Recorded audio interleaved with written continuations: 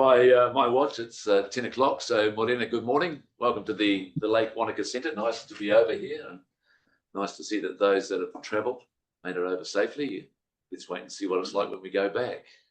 But nice to be in Wanaka, and I'm sure it's a nice change for this committee anyway, for Cody and Barry to be over in your part of the world. So,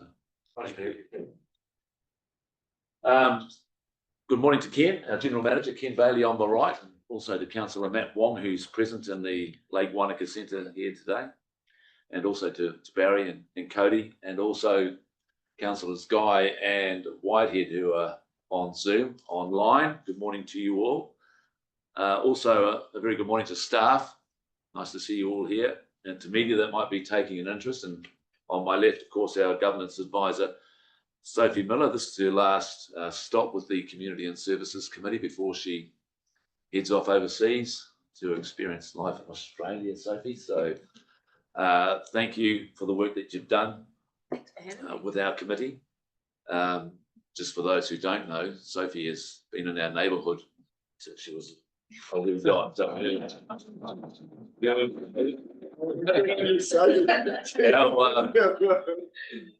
very familiar with the parents and have watched Sophie grow up over a long period of time. So, we wish you all the best. Thank you. Appreciate in the next stop in your life. Thank you, and thank you for the work that you've done for us.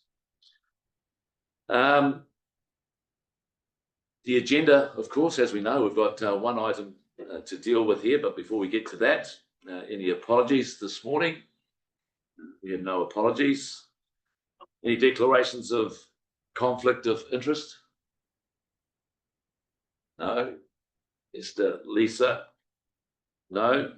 There are no registrations to speak in the public forum. There are no matters lying on the table. Confirmation of the agenda. Resolution is required that the agenda be confirmed with or without alteration. Without alteration. Do we have a mover? Barry, seconder. Councillor Wong, favour? Aye. Carried. Confirmation of the public minutes of the ordinary meeting of the Community and Services Committee held on the 3rd of April.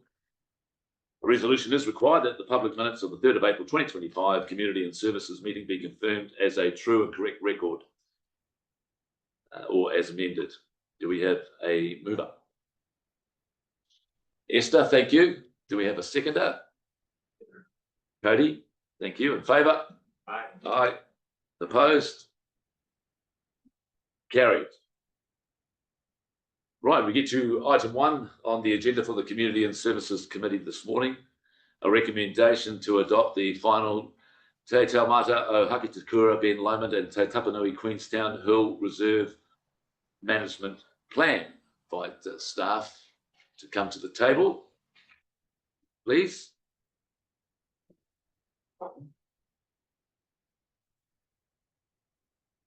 Brianna and Dave, thank you for your work on this.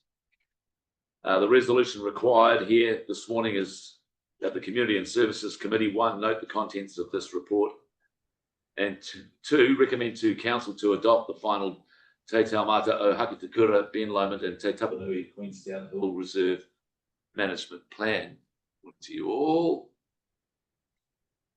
Anything you'd like to add to the report before we see if there's any questions from staff? Changes, thank you. Interesting. Over to us. Yeah. Very good. So I'll start with a little introduction. We're here today to consider the adoption of the final reserve management plan for Te Taumata o Hakitakura, Ben Lomond in Queenstown Hill, Te Tapanui Queenstown Hill 2025. These 2 iconic reserves are located on the prominent landmarks of Te Taumata o Hakitakura, Ben Lomond and Te Tapanui Queenstown Hill that are central to the Queenstown landscape. Our engagement with the community for the preparation of the plan confirmed just how deeply valued these reserves are. They offer unique recreational experiences and contribute significantly to the character, identity and livability of our district.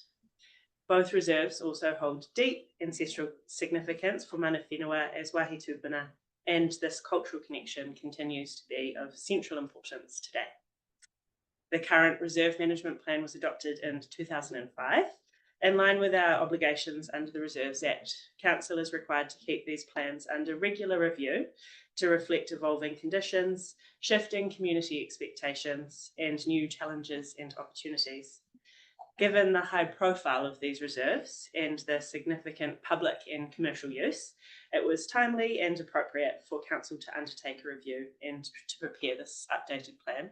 And the key importance point there is that the management plan remains relevant to the management of the reserves.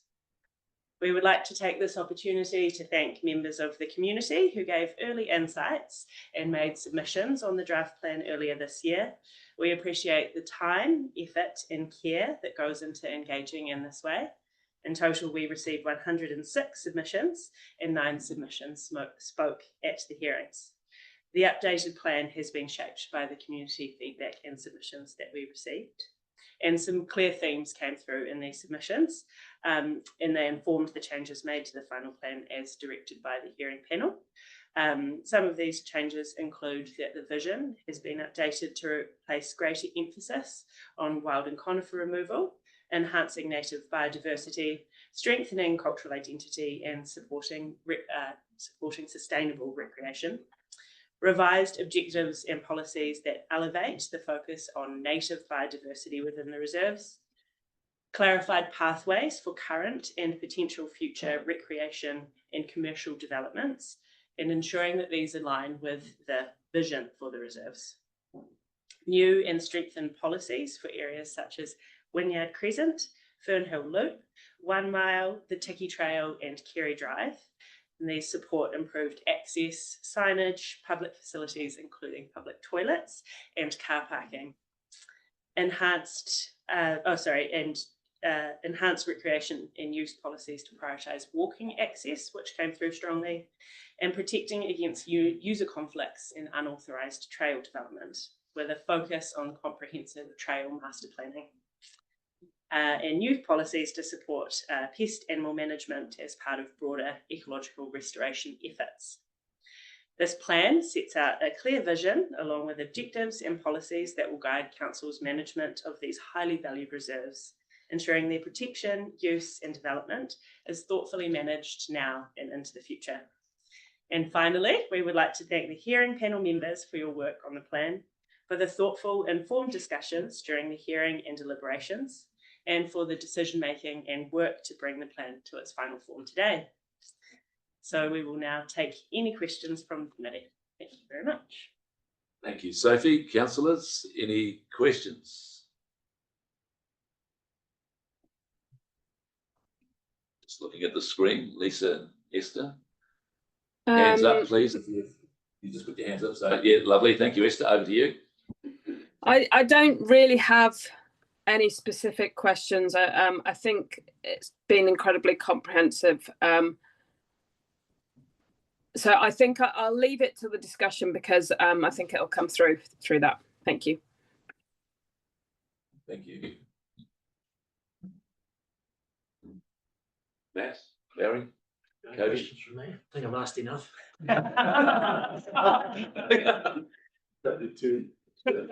Cody? Hi, I just saw a submission from Ferg, and I'm wondering if that was you. Not me. Okay, interesting. That's it? That's it? Seeking clarification. Seems like a conflict.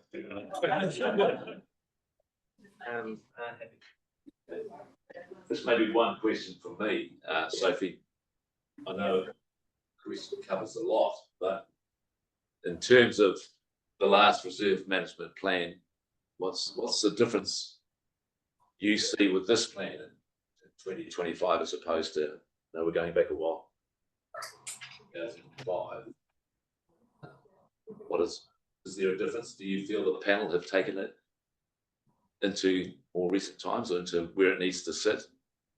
Yeah, I think Brian might have a comment as well, but I think the key thing I've really noticed is the shift towards native biodiversity and enhancement of the reserves with a focus on the wild and conifer removals and acknowledging the monoculture of wild pines. And I think that reflects the social license that's been developed in the time since 2005 to 2025, now understanding of the effect that those have. So that was probably the key point, that the panel went quite far to progress, particularly the vision to reflect that we would like to see that change in the reserves and enhanced native biodiversity. But what did you add? I agree with that, and just looking also at opportunities, future commercial or recreational opportunities, and looking into the future and these pathways within the plan for that, considering the values of the reserve as well. I think it's been brought forward the now, and then also looking to the future to enable what may come. I think those points, when I look back on the old one, what's been put in front of us today, I think there's a stronger sentiment of engagement from community across an expanse of interest, regardless of what their interests may be. I think that 05 had quite an operational feel to it, whereas this one has clearly taken the time to understand the engagement and as you like through out. So thread that through into the final version that you now have today, even including the submissions, which, as we all know, can often be criticised for why consult and have you taken on board. But I think you can actually see within this document that sentiment has been well captured. Thank you. Barry?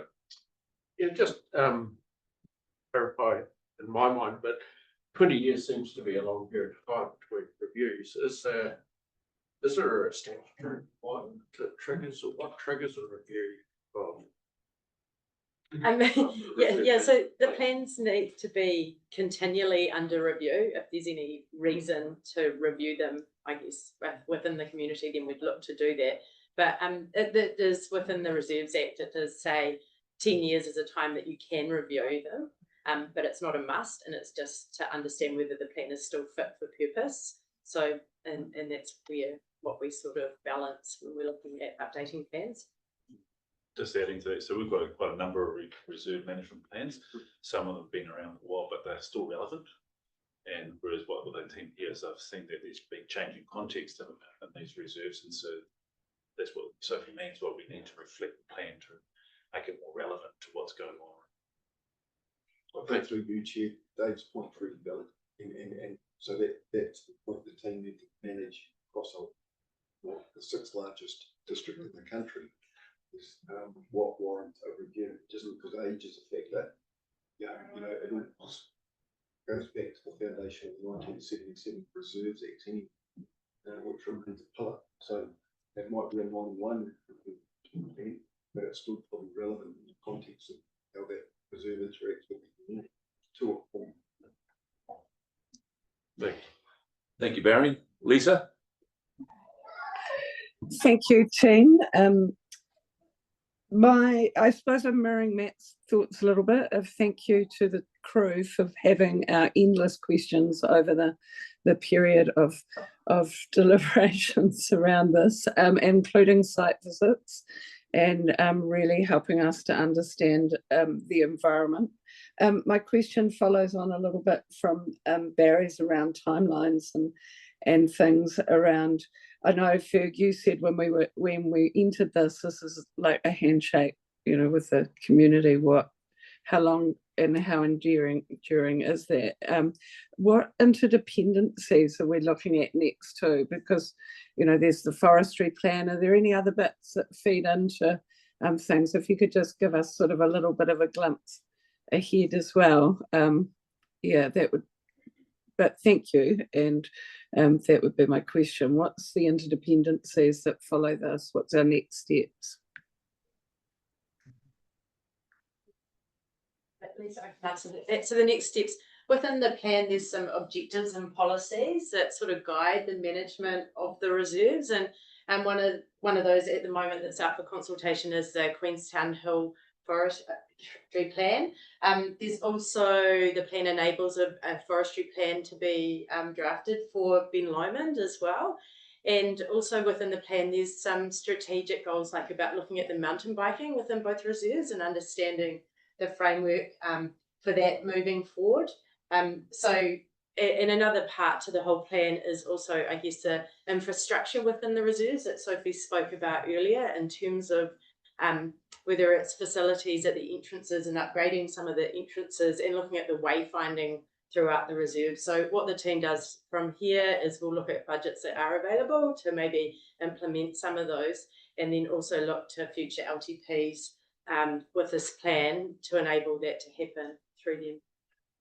And then through you, Chair, to set into Brianna's overview, an example of an independency that's currently loaded would be the wildfire management plan that sits within a business case for this current LTP, commencing third year.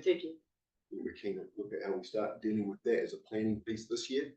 So within that, you will actually see that the reserve management plan in front of us today start to actually pull together a whole range of strands we can report back to either committee, council, and also community about progress. So those interdependencies might look like the plan. They might be either a supporting independency, so they enable some of those greater other things to happen, like wildfire management. The council is a sort of support of wild and conifer management. So in that particular case, or it might be those other things might actually support the RMP as well. So yeah, it doesn't just go one way. They don't just go one way. Good point, Dave. Thank you. Thank you, Lisa. No more questions? I'll have one. Sorry, Yes, I've got one now. So on page 32, 0.9.2, climate change. I just wondered if you could. I thought that just having one tiny paragraph referencing climate change was perhaps a little bit meager, and I just wondered what your take on that was, because my concern is that if we don't kind of flag things under climate change, then we may not have done or been perceived to have done our kind of due diligence. So we've got wildfire risk. We've actually got all of these other things sitting outside of climate change, but I would argue that some of them are obviously amplified and intensified by climate change. So I was just wondering if you could speak to 9.2 and why it's a little bit scant.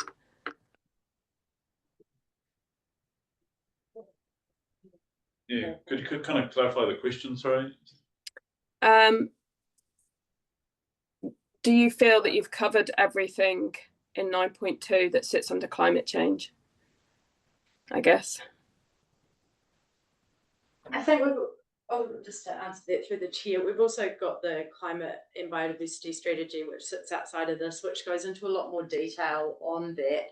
And this is reference to that. So we have just had a light touch within this on that in our introduction section, noting that this plan is very complex and does cover a range of issues. We have tried to lift it up a level so that we're not getting into a lot of detail with some of the, I guess, factors which are detailed in other plans. So connecting it back that way, and that's sort of, I think, where it's landed within this plan at the moment. But noting that a lot of the policies and objectives do relate back to that and are trying to enhance it, like in terms of what we're doing with biodiversity in the reserves and the pest management and other factors that we've considered in writing the prescriptive policies.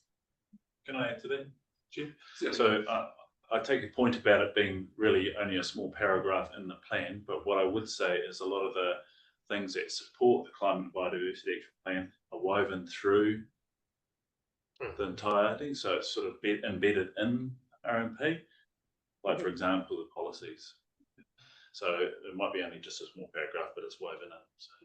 Yeah, thank you. I mean, look, I know obviously that it's completely embedded in the work, but I guess I'm trying to look at it from a community perspective. If they were to look at this, and it is all captured under 9 natural hazards, but and maybe it's just semantics, but I almost feel like it needs to be the other way around.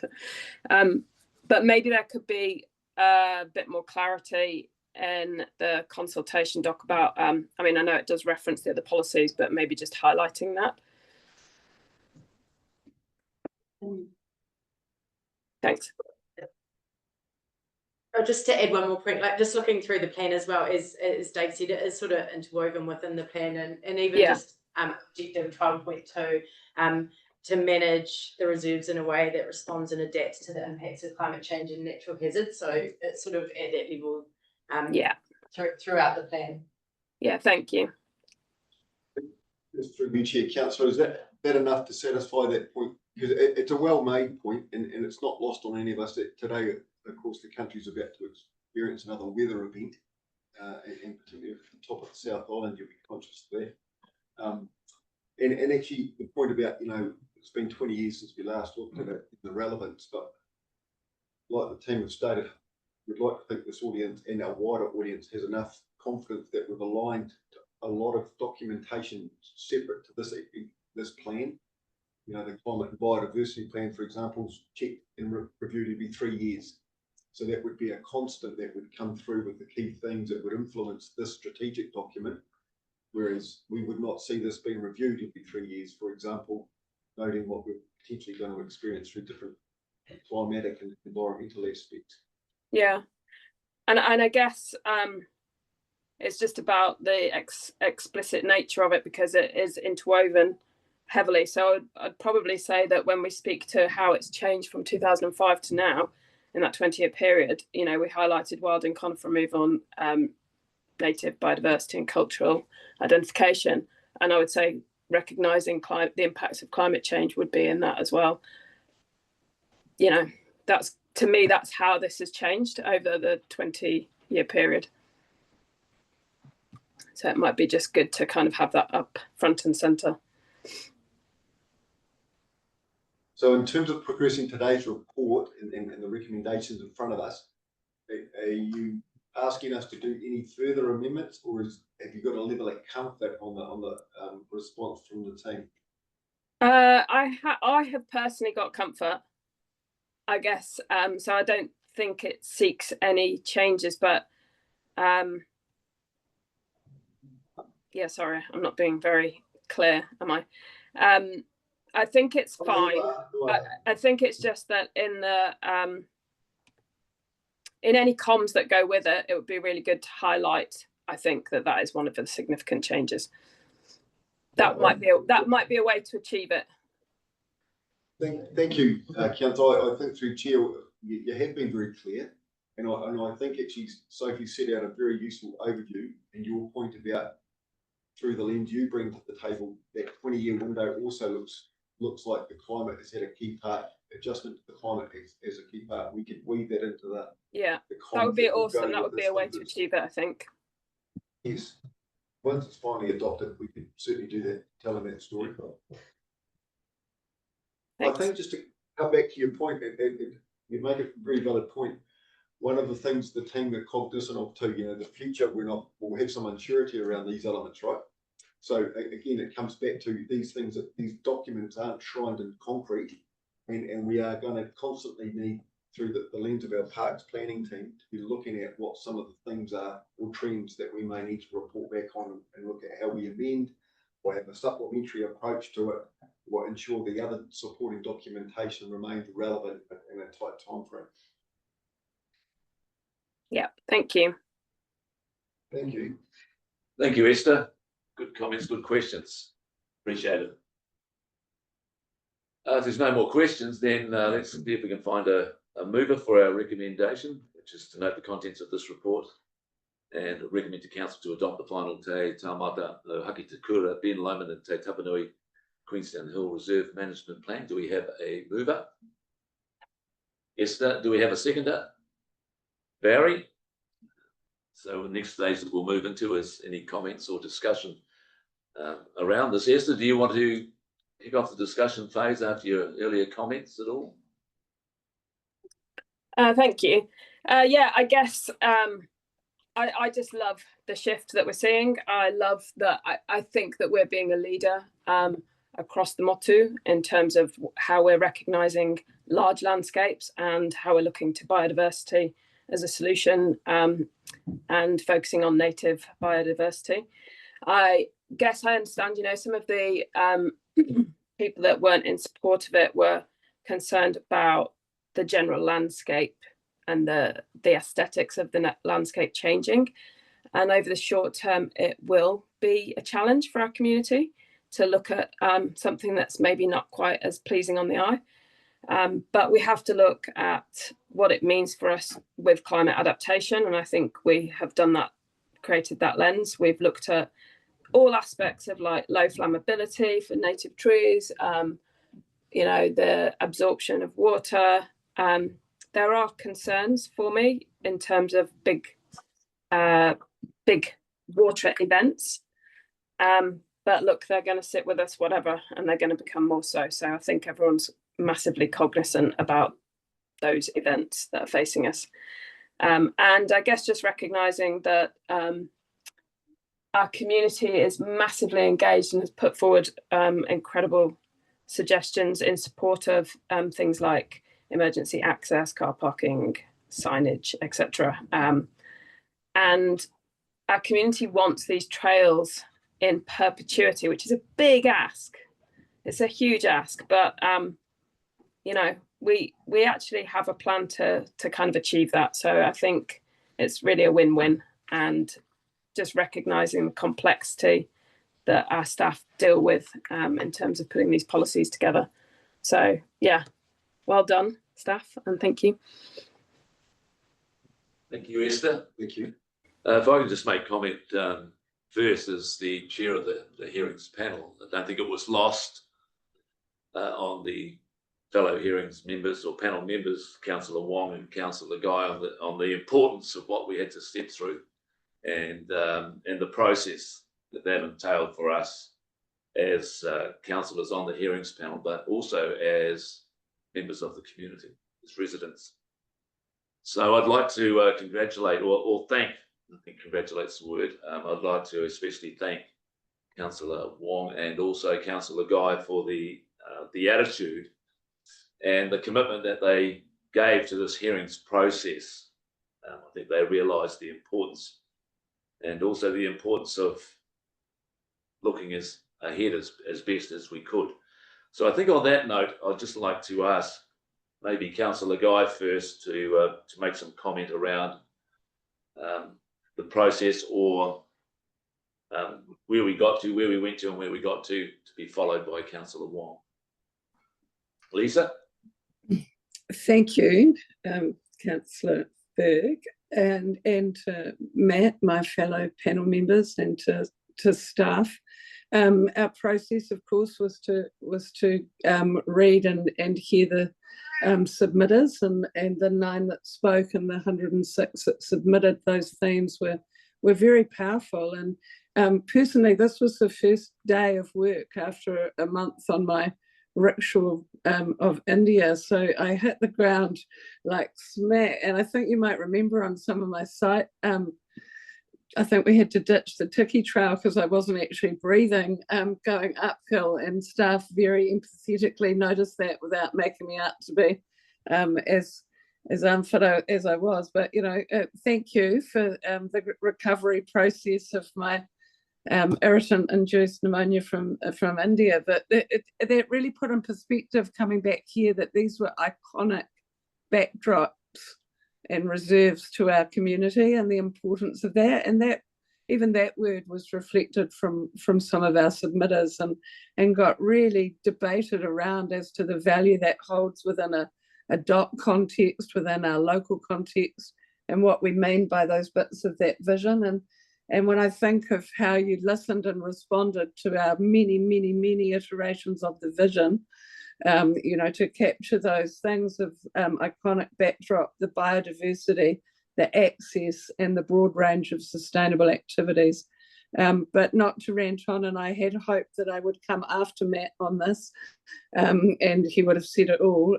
But yeah, balance, I think, was the challenge from my perspective of, passionate input from our biking community, who have done so much to establish pathways and signage, and amenity on those reserves.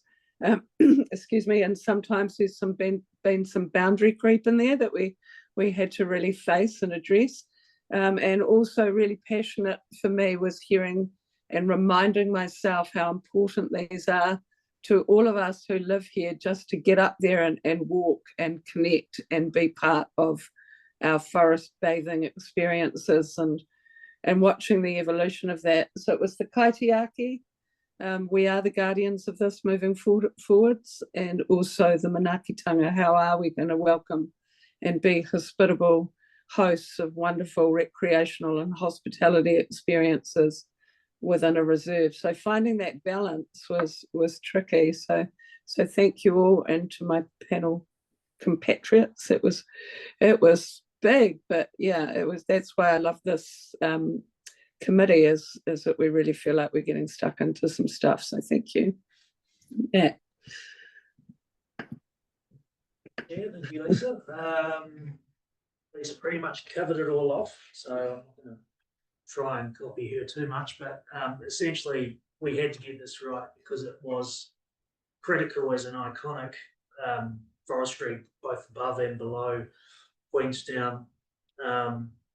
It's very visible, it's very accessible, and everyone has a lot of opinions on the reserves. So it was really important that we did get it right. The site visit was hugely important for us to put boots on the ground and actually see it for ourselves, what we were talking about. And I thought this engagement was better than some of the other ones I've sort of experienced in the submitters. This is great evidence of how submitters influence how the panel and the staff mould this plan into what it is today. I do want to thank the staff because we had a lot of questions for them, and we spent a lot of hours debating and going over and wordsmithing every little section of it. And I'm sure we talked about 9.2 climate change, and you're right, Dave.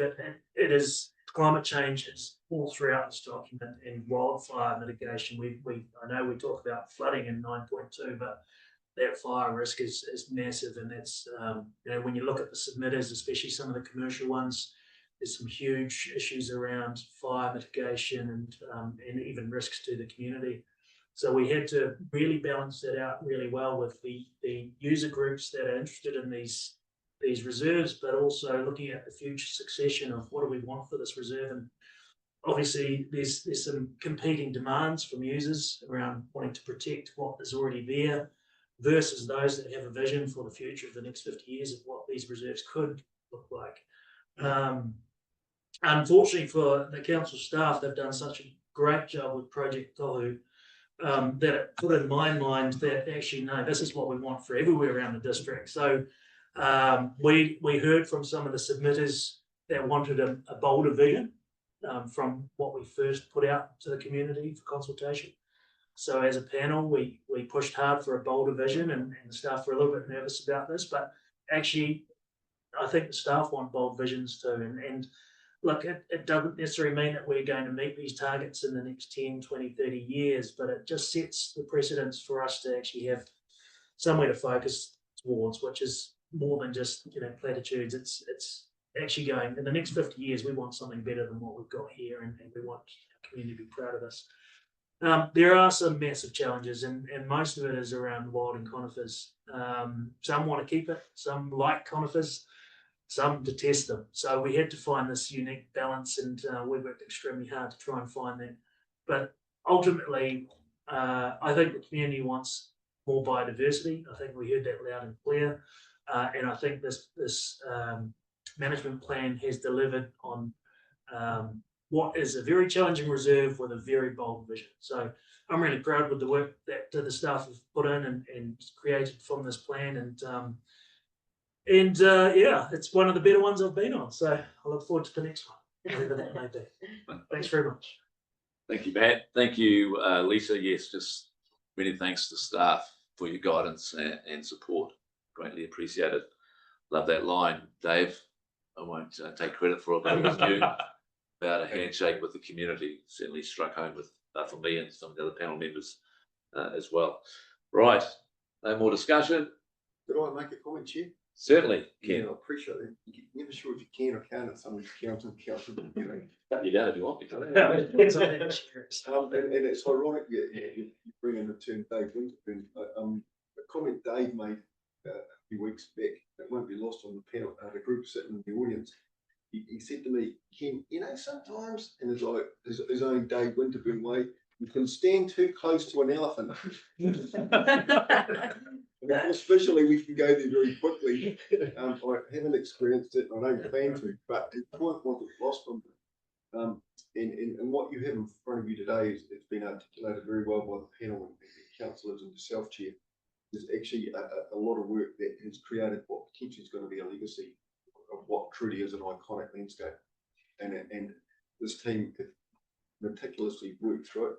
We've got a colleague, Jeannie, online. We've had a number of touch points over the years of how we actually shape this conversation and that handshake, as Dave rightly says, with our community. And you know, it's about compromise when you go to this sort of strategic level. But what you do have is a blueprint that will take us forward for the next 50 to 200 odd years, and we've demonstrated that project time. So I do just want to acknowledge there's been a lot of effort that has gone into this. And Dave's comments made on the balance of sometimes you can be right there looking at it, but you just need to reflect on how much good work's been done. And you know, in the early morning hours, when you're just reflecting for a moment, and you realise how much we've shifted the dial, sort of what's in front of you today. So I'd like to acknowledge the committee as well as staff and the work that's gone to actually taking forward this conversation. Thank you, Chair. Thank you, Ken. Right, we have got a mover in Esther and a seconder in Barry. The resolution is that the Community and Services Committee, 1, note the contents of this report, and 2, recommend to Council to adopt the final Te Taumata o Haki Te Kura, Ben Lomond and Te Tapanui Queenstown Hill Reserve Management Plan. Moved by Esther, seconded by Barry. All those in favour? Aye. Opposed? Carried unanimously. Thank you, councillors. Thank you, staff. Lisa, how they end up here from. Yeah, it was Trying to get my hand I down. couldn't see I was it like, all. my hand in the camera, out of the camera. Cody laughing. Where's the camera? Rightio, on to our final item here this morning. Item number 2, which is the Mayor's report. Are we having any staff at the table? Well, thanks for that. Let's hear it. Meant to actually had some, but one's been caught in a Malaysian High Commission delegation with the mayor. That would be Mr. Batrick. Sue's had to go home sick, Chair. That's our district librarian. So we might need to just bring up Mr. Winterburn and another volunteer. Thanks, Dave. Want to join Dave? Cat? That'd be great. Thank you. Hi, everyone. We've got the chair report. Shouldn't be any questions on your part, mate. Just do your bit. So the resolution required is that the Community and Services Committee note the contents of this report and to approve retrospectively the allocations of the Heritage Incentive grants for 24-25. Staff at the table. Anything to add at all? Yeah. Dave? Any questions? Oh, yes, you should. Yeah, sorry. Thank you. Tarsi's just coming to the table. Thank you. Thanks, Tim. So any questions? Yeah, any comments? Sorry, Cody. Yes. Comments from staff. We had a pretty, I think there actually was a question that came through from you. Yes, I'll have a quick Oh, one. thanks, Tarsi. So yes, so we had a pretty good uptake this time. We're working on digitizing the entire process and then getting it out there in a much more distributed fashion to get a larger uptake on the grant. So actually we're pretty pleased with what we received this year, and we'll continue that momentum moving into the new fiscal year. There will be some adjustments to some of the criteria in the next round and moving forward. This just reflects the increased costs. So we're adjusting sort of allotment or distribution amounts to different heritage categories and really just trying to get it as accessible as possible to get all that money out the door to the community. Those are the Heritage Incentive grants. Yeah, cool. Thank you, Tarsi. Any questions? Just around that, I'll ask one question, Tarsi, just around the Heritage Incentive grant. It's the first time that we've run this as a grant process with fixed deadline for application rather than keeping this as an open process throughout the year. This was run as a funding round to encourage uptake and build awareness of the grant. Applications were received.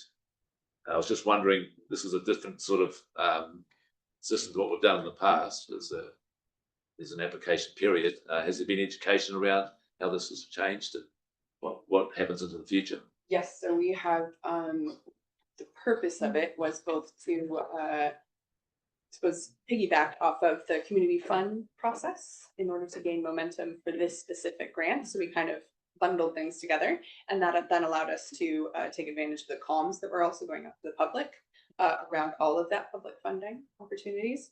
And because of the creativity, culture, and heritage strategy that we now have, and the community supporters like the Three Lakes Cultural Trust, we have this whole sort of platform now of heritage partners throughout the community who can then also take up the call and get this type of information out to their stakeholders in the community to just, build the awareness that we actually have this. And I think providing that deadline also makes people a little bit more motivated to actually apply by a certain time, as opposed to just waiting and then it rolls over into the next fiscal year and we haven't used the grant funds. Yeah. Great, thank you. Yeah. Congratulations on obtaining your New Zealand citizenship the other week too as well. Any other questions from councillors? Pat? Thank you, Chair. Well done. Love the work. Just wondering, for those that requested a significantly higher amount than what they'd been allocated, how do we manage their expectations, I guess, in the future when they go for these grants, or what feedback are we giving them once they obviously work out how much they're allocated versus how much they've requested? Absolutely. So this is one of the things that will be adjusted with the sort of restrictions and criteria moving forward. We'll be upping those allotments based on the category of heritage feature that they're applying for or applying with. Because those figures that we currently have are pretty reflective, I'd say, of maybe the last decade, and they don't currently reflect the level of financing required for certain services and materials. So we'll be upping those amounts for the different categories for those different heritage features.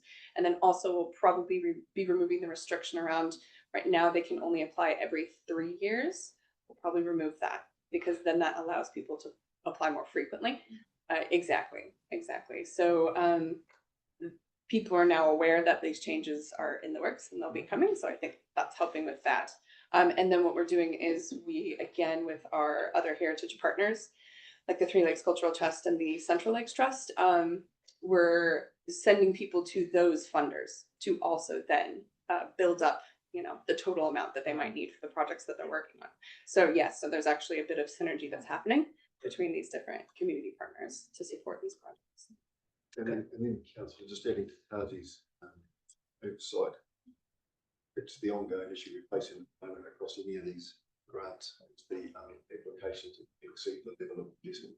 And what we're also finding, as Tazi's touched on too, we are still one of the few that actually give back an operational opportunity to invest, not strictly just a purchase of bricks and mortar, for example. So we certainly attract a lot of opportunities to invest across a wider spend, as you know, and deeper too, if we get more money. Thank you, Matt. Any other questions? Okay, let's find a mover. Resolution required that the Community and Services Committee note the contents of this report and approve retrospectively the allocations of the Heritage Incentive Grants for 24-25. Do we have a mover? Cody, seconder. Lisa.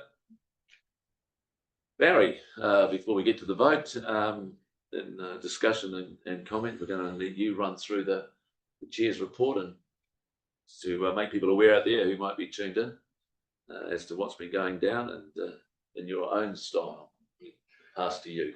Thanks, Chair. I appreciate that a number of these items are a work in progress, and if we go through them, if Ken or Dave can add some comment and update us, things progress. And the first one, of course, is dear to the Watercraft Clutha councillors, is the Valentine Road sewage pond reinstatement, and I understand that work has just started on cleaning up the site, and we're going to be able to see some backfilling going on. Is there anything else to add? I note that there's going to be continual testing of contaminated areas to make sure there's nothing too difficult to handle. You're able to update us as on progress? Yes. I'll go. Thank you, councillor. So we have undertaken what we're calling phase of remediation. All the disposed of vehicles and other materials have been pulled off site.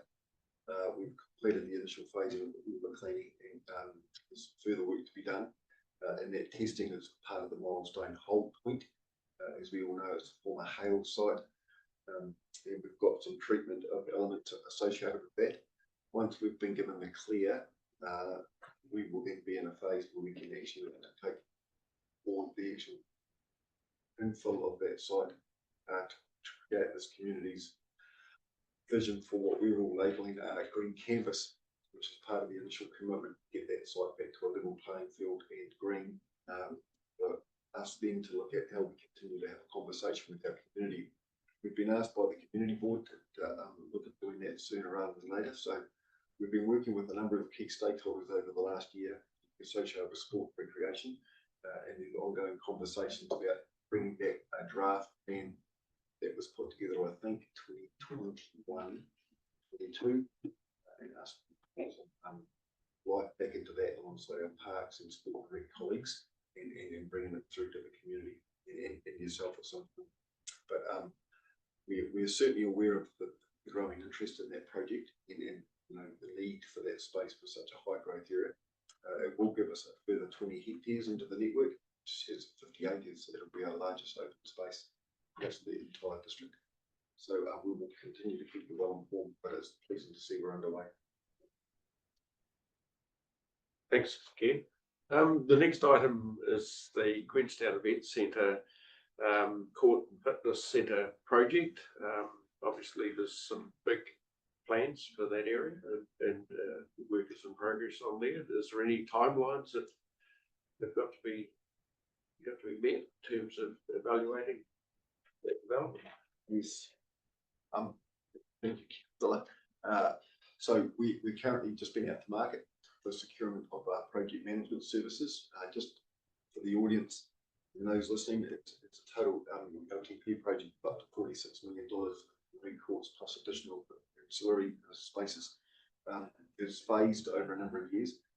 We're also looking to go to market with a design concept to see if there's any innovative ways we can also find an affordable solution around that. What other aspects that we haven't factored, and that's to do with some of the feedback that we've received about this particular project. So we are slightly behind as a project because we commenced about the 17th April, not earlier in this financial year, but we aim to catch up on some of that throughout the next 6 months, planning and delivery of all the elements that go on quietly behind the scenes, and we will certainly keep this committee informed of that strategic program. Thanks. The libraries, it never ceases to amaze me as I see our libraries. I'm back and forth past Monica Library regularly, and there's people, just a constant stream of people coming, going, of all ages. So, and it's really great to have the update on the activities at the libraries. The Skinny Jump is a not-for-profit, low-cost prepaid broadband service for eligible Kiwi homes. How does that work? Are you getting much uptake? So again, Kelly, I can answer that unless Dave's got something to talk to about Skinny. given his elephant comment, I'm sure he has got something. So yes, we have, and actually that's an initiative that's come through the wider libraries network, and it's looking at how it affords Kiwis that may not have that opportunity through financial hardship or other means to actually access a lot of the online services.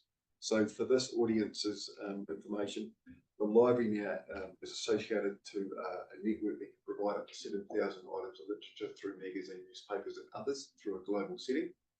That would be an example of how we're looking to actually broaden subscriptors and our library membership across a wide audience, not necessarily just taking a book off the shelf. And I can get you some stats about that, but it's certainly a really innovative solution the team have come up with, looking at how they provide access for people. Yeah, I certainly appreciate that. And there are people, you know, particularly young ones that could potentially miss out. And I think it's a great initiative on behalf of the libraries to be doing that. The Queenstown Hill Reserve Management Plan, I think we've discussed that pretty well. Development plans for the Arrowtown Riverside Reserve and Widgeon Park. Are you able to update us on anything there, or can Lisa perhaps add any feelings from the Arrowtown community? Yes, sure, through the chair. Oh, Sorry, you're right. you want us to answer that, or do you want to go to Lisa first? We'll go to you first, yes. On the line there, yeah, Lisa. I was going to suggest that we get one of the tax planners working on those two projects in motion to the group. Yeah. If this is where it's called no such thing as a free lunch. Pull it out. The old show and tell. Thank you. Good, I'm Dom, Parks and Reserves Planner. I work alongside Sophie, and between us we are working on the both the development plans. We have we've gone out and engaged with the sort of key stakeholders in those areas, and we've given all that feedback to the landscape architect, who's Jesse Byrne from Becker, and he's currently drawing up the draft concept plans that will be going out for community consultation in August. So Widgeon Place is going out on the 11th of August for community consultation, and Arrowtown River Reserves will be going out a week later on the 18th of August for community consultation. And then once we've got that, we'll compile all that feedback, and that will feed into the final development plans for both of them. Great, thank you. Lisa, would you like to make a comment?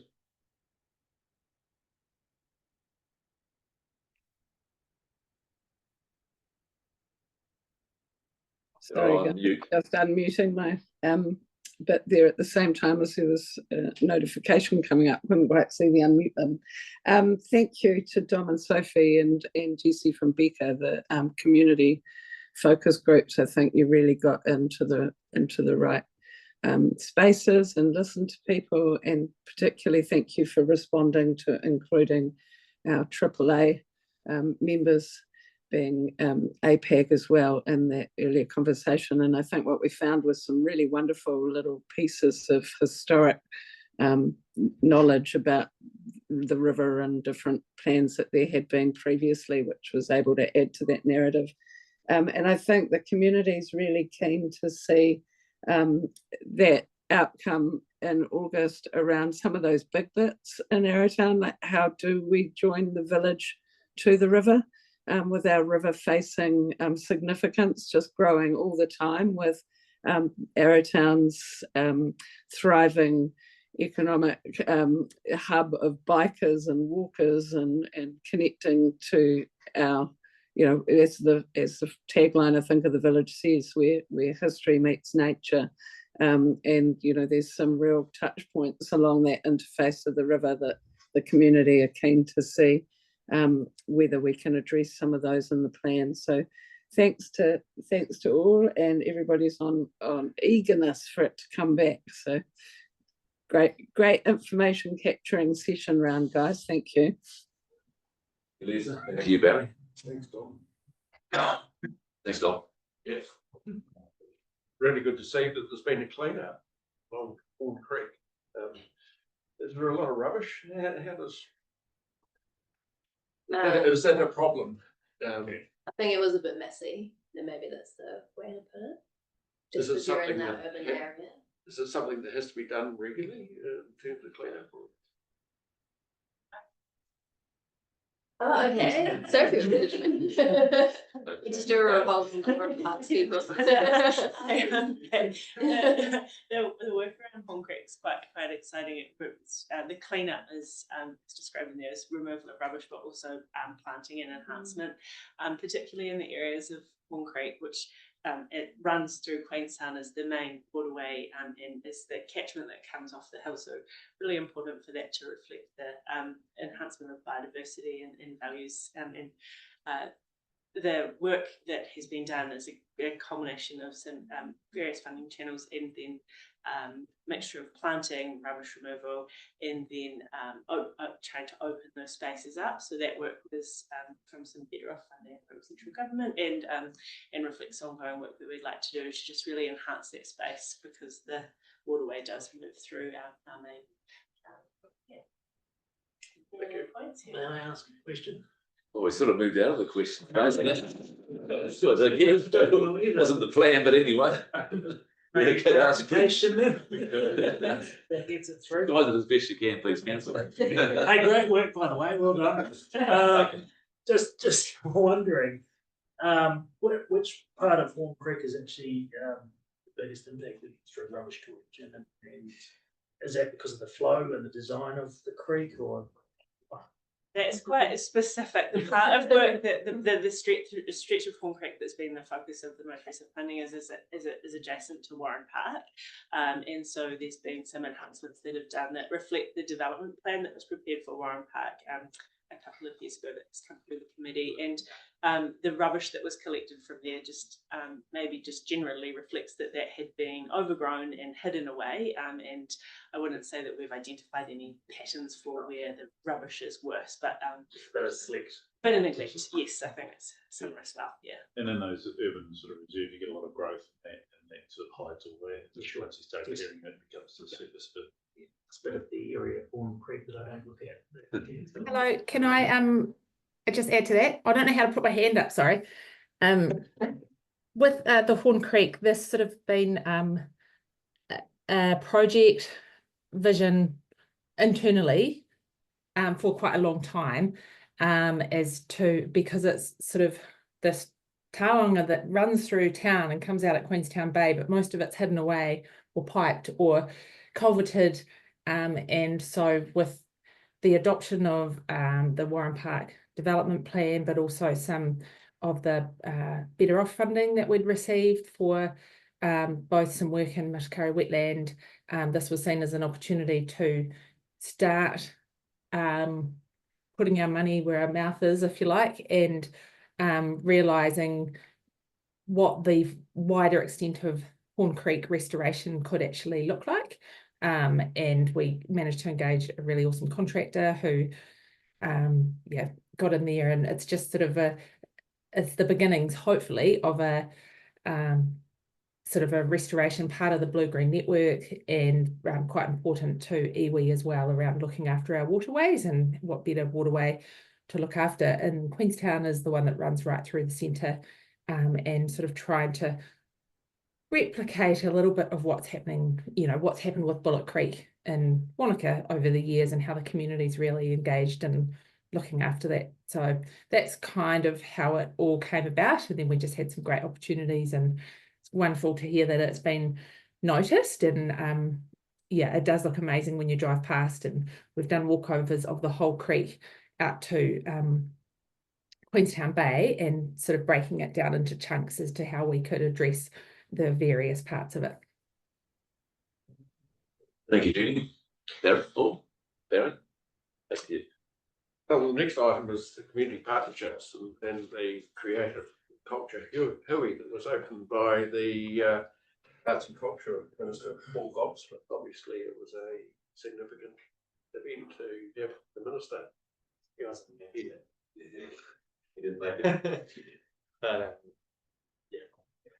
Maybe you might also like to make a quick comment, because we were both there at the launch. Okay, it was great. It was it sort of marked a bit of a starting line for all the work that's been done on that, and it was a great environment just to get the right people in the room to celebrate the work that's been done, but also feel like we can be leaders in our own space and start connecting and building towards the grand vision that's been shaped for us, and integrated a lot of my other job, which was exciting, with the product design in the area.